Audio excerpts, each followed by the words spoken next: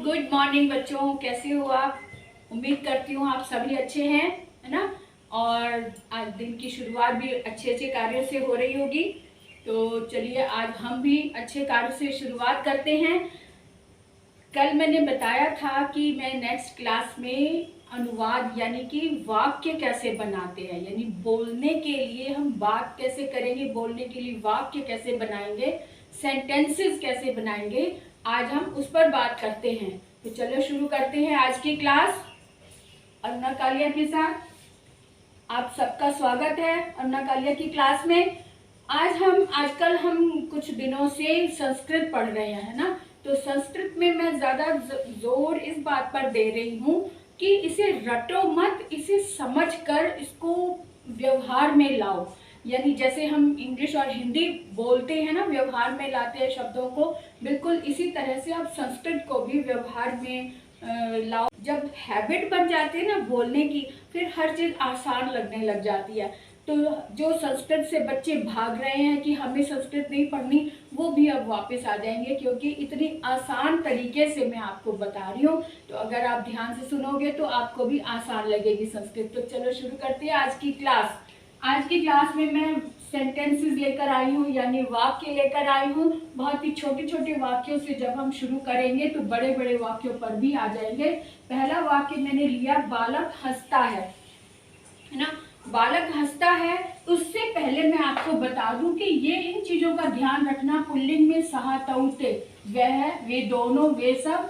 स्त्रीलिंग में सा ते ता, वह, स्त्री एक, वे दो और वे सब। और तत् ते तानी, वह, वे दोनों और वे सब, है ना। इन चीजों का ध्यान रखो। और साथ में मैंने ये भी लिखा रहने दिया है ताकि इसका भी ध्यान रखो कि कोई भी, अब जैसे यहाँ पे मैंने हर्ष धातु का रूप लिख दिया है, लेकिन अगर कोई और रूप आता है तो आप इसको ध्यान में रखकर रूप बना सकते हो, पहली बात। तो दूसरी बात ये कि प्रथम पुरुष, मध्यम पुरुष और उत्तम पुरुष का हर समय दिमाग में रखो, इसे भूलो मत। इसको हर समय दिमाग में रखोगे तो वो ऑटोमेटिकली फिट हो जाएगा, फिर आपको सोचने की जरूरत नहीं पड़ेगी। अगर वह की बात हो रही है तब भी यही आएगा, और अगर बालक लिखा है या राम लिखा है या जो भी नाम लिखा है वो भी प्रथम पुरुष का एक वचन ही होगा। जैसे कि आप इंग्लिश में भी तो जानते हैं ना, थर्ड पर्सन को हम किसमें काउंट करते हैं, जितने भी नेम्स होते हैं वो भी थर्ड पर्सन में ही काउंट होता है ना। जैसे राम है, उसे भी हम थर्ड पर्सन में बोलेंगे। कोई भी नाम ले लो, जैसे बालक दौड़ता है या बच्चा दौड़ता है, तो इसे हम थर्ड पर्सन में काउंट करते हैं ना। बिल्कुल वैसे ही यहाँ पर भी हम बालक को थर्ड पर्सन में काउंट करेंगे। थर्ड पर्सन का मतलब है प्रथम पुरुष, संस्कृत का प्रथम पुरुष, है ना। अब प्रथम पुरुष में ये प्रथम पुरुष है, प्रथम पुरुष का एक वचन हसती होता है, और बालक हंसता है। हंसना में भी हस धातु ही है, तो यानी कि यहाँ पर हमारा वाक्य बनेगा बालकाः हसति, है ना। बालकाः हसति, यहाँ पे विसर्ग लगा है। मैंने आपको समझाया था कि जितने भी प्रथम पुरुष का एक वचन पुल्लिंग रूप होता है, पुल्लिंग में प्रथम पुरुष एक वचन जितने भी पुल्लिंग रूप होते हैं उसके मूल शब्द में विसर्ग लग जाता है। मूल शब्द बालक है ना, तो बालक का और एक वचन भी है और प्रथम पुरुष भी है, तो इसलिए हमने सिंपल वे में इसमें विसर्ग लगा दिया, तो ये हमारा रूप बन गया बालकाः। और हसति, हसति हमने ये क्योंकि प्रथम पुरुष का एक वचन है इसलिए हमने हसति लगा दिया, बालकाः हसति, सिंपल वे में। तो ये बात हमेशा के लिए आपके दिमाग में बैठ जाएगी। कभी भी कोई भी नाम ले लो, साथ में हसती लगा दो। हंसना नहीं तो अगर पढ़ना है तो पढ़ती लग गया, खेलना है तो खेलती या फिर क्रीडती लग गया। तो इस तरह से इनको यूज करना है। बालकाः हसति, ये हमारा पहला वाक्य बन गया। दूसरा है मैं पढ़ता हूँ। अब यहाँ पे मैं आया है, तो मैं को देख लो, यहाँ पे उत्तम पुरुष यानी फर्स्ट पर्सन। इंग्लिश में तो आप जानते ही हैं कि मैं फर्स्ट पर्सन में आता है, और संस्कृत में मैं को फर्स्ट पर्सन को उत्तम पुरुष में काउंट करते हैं। तो उत्तम पुरुष का मैं, उत्तम पुरुष का मैं आमी, यानी कि ये हसामी हो गया। और हमने इससे पहले भी सीखा था कि उत्तम पुरुष के एक वचन में मैं यानी अहम, है ना। संस्कृत में मैं को अहम बोलते हैं, तो यहाँ पर हमने लिख दिया मैं यानी अहम, और पढ़ता हूँ यानी कि उत्तम पुरुष का एक वचन यानी हसामी है यहाँ पे, तो वो पठामी हो गया। पढ़ना पठ धातु है, तो यहाँ पर हमने लिख दिया अहम पठामी, क्योंकि ये उत्तम पुरुष का एक वचन है, हसामी से पठामी।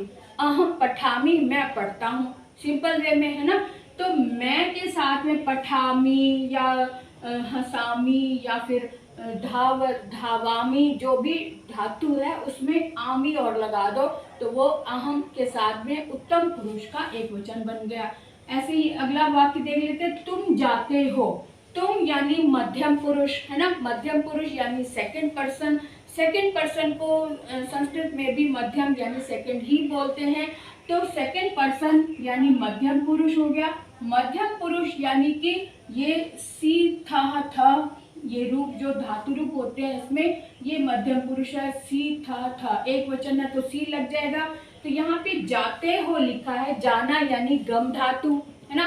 गम धातु के रूप कल ही बताया था कि गच्छ से चलते हैं, तो गच्छति गच्छता गच्छन्ति गच्छसी गच्छथः गच्छत। मध्यम पुरुष एक वचन में आ गया गच्छसी यानी मध्यम पुरुष, इसको भी ध्यान में रख सकते हैं। यहाँ पे हससी आया है तो उसमें गच्छसी आ जाएगा, क्योंकि ये तुम जो है तुम को संस्कृत में त्वम बोलते हैं, तो त्वम एक वचन है, मध्यम पुरुष का एक वचन है, इसलिए हमने बोल दिया त्वम जाते हो गच्छसी, है ना।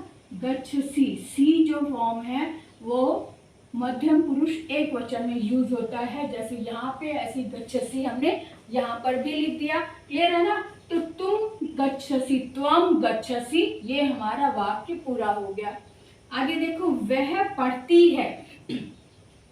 अब वह शब्द से तो पता नहीं चलता, लेकिन पढ़ती है यहाँ से पता चला कि यह वह जो है वो स्त्रीलिंग है ना। तो वह स्त्रीलिंग है, इसलिए हमने वह ये ले लिया, स्त्रीलिंग का सा ले लिया, और पढ़ती का पठ धातु वैसे ही लगेगा जैसे बाकी धातु लग रही हैं, तो सा वह, क्योंकि स्त्रीलिंग है इसलिए स्त्रीलिंग का हमने सा ले लिया। पठती जो है वो, क्योंकि सा जो है प्रथम पुरुष का एक वचन है, इसलिए हमने प्रथम पुरुष का एक वचन यानी पठती ले लिया, सा पठती। क्योंकि स्त्रीलिंग हो या पुल्लिंग हो, लेकिन धातु में कोई अंतर नहीं आएगा, ये वैसे ही आएगा। अगर यहाँ पे सह होता तब भी हम पठती ही लगाते, और यहाँ स्त्रीलिंग है तब भी पठती ही आ रहा है, तो सा पठती। सिंपल है ना। अब देखो, रमा लिखती है। अब रमा शब्द है, नाम है।